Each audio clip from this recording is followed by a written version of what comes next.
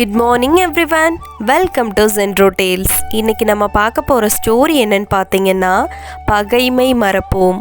ஒரு நாள் வகுப்பறையில் பாடம் நடத்தி கொண்டிருக்கும் போது மாணவர்களிடம் இந்த கேள்வியை கேட்டார். மன்னிக்க முடியாத கோபம் யார் மீதேனும் இருக்கிறதா உங்களுக்கு? சந்தர்ப்பம் கிடைத்தால் யாரையேனும் பழிவாங்க துடிக்கிறீர்களா நீங்கள்? மாணவர்களிடம் கேட்டார் ஆசிரியர். வகுப்பு மாணவர்கள் அனைவரும் ஒருமித்த குரலில் ஆமாம் ஐயா என்றார்கள். ஆசிரியருக்கு மிகுந்த வியப்பு.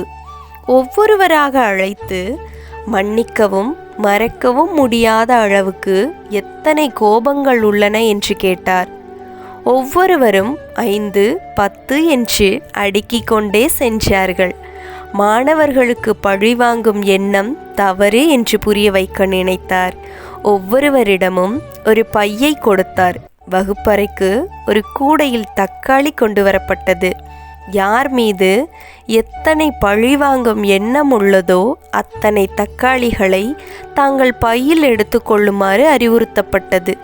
இந்த தக்காளி பையை எப்போதும் உன் கூடவே இருக்க வேண்டும், தூங்கும்போதும் அருகிலேயே வைத்திருக்க வேண்டும் என்று கட்டளையிட்டார். ஒன்றும் அறியாமல் தலையை ஆட்டினார்கள் மாணவர்கள். ஓரிரு நாட்கள் ஒரு குறையும் இல்லை. ஆனால் அடுத்தடுத்த நாட்கள் தக்காளிகள் அழுகி நாரத் துவங்கின. நாற்றம் அடிக்கும் பையுடன் வெளியே செல்ல மாணவர்கள் கூச்சப்பட்டன. ஒரு கட்டத்தில் ஆசிரியரிடம் சென்று பைகளை தூக்கி எறிய அனுமதி கேட்டன.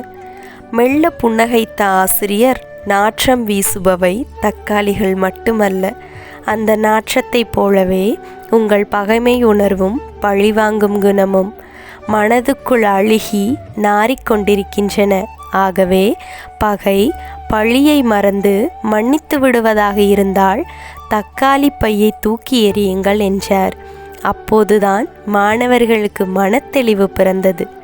அப்போதே தக்காளி பையை குப்பை தொட்டியில் வீசிய மாணவர்கள் பகை மறந்து ஒருவரை ஒருவர் ஆறத் தழுவிக்கொண்டு வகுப்பறைக்கு திரும்பினர்.